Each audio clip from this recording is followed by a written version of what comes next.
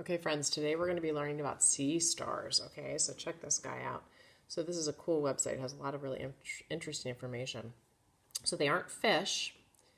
They are invertebrates.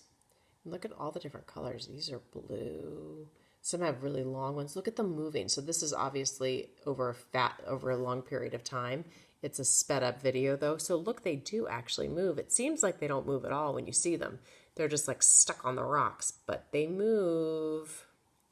Here they have two stomachs. Look at it. So this takes the predator and it puts it inside there, and then this part of the stomach comes out and eats it out of there. Isn't that wild? So its stomach is underneath the bottom of it in the middle. And you see all these little tentacles. These are all little things seeking more prey. They're extremely aggressive, and they can sometimes be cannibalistic, meaning they can eat each other sometimes. Eek! And they don't all have 5 arms. Look, this one has lots of arms, not just 5. And this is really cool. They can regrow their body parts, just like a worm if it's cut in half. It regrows the tail. They can regrow their legs if they need to. And a lizard does the same thing. And their eyes, they have eyes at the end of their legs. They're not eyes like ours, but they can kind of see what's around them. So I thought you guys might like that. So today, the sea star is what you're going to use. You're going to use this tracer, the yellow piece of paper we gave you, a couple of crayons. I chose red and orange, but you could choose any color you want. And I have a piece of sandpaper. But if you don't have sandpaper, because you just need something to give yourself a little texture, you could use like your driveway could work, or the wall in your house if it's textured, but you have to ask your parents if it's okay first. So what you'll do is this. First, trace the tracer I gave you. And you could trace, we gave you a big piece of paper, so you could do 2 or 3 starfish, or sea stars if you want to. I always call them starfish by accident. We got one there. I'm just going to do one.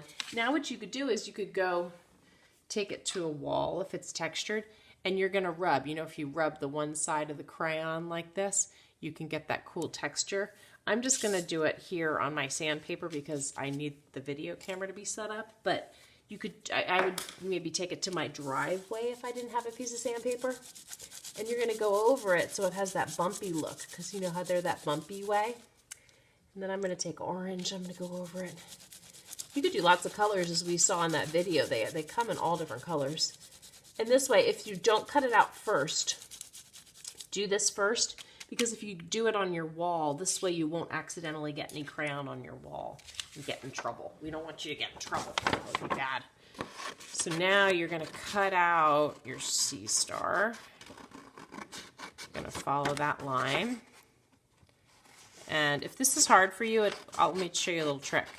If you go around the whole thing first and get as close to the edges of the legs as you can, and then go back and cut the inside part, that makes it a little easier to do hard cutting like this. The other thing to do is move the piece of paper and not your scissors. You don't need to keep moving your scissors around. Keep your scissors in the same spot and move the paper. Do you see how I'm doing that? I'm too lazy. I'm not going to keep moving my scissors, but I'm going to move my paper around.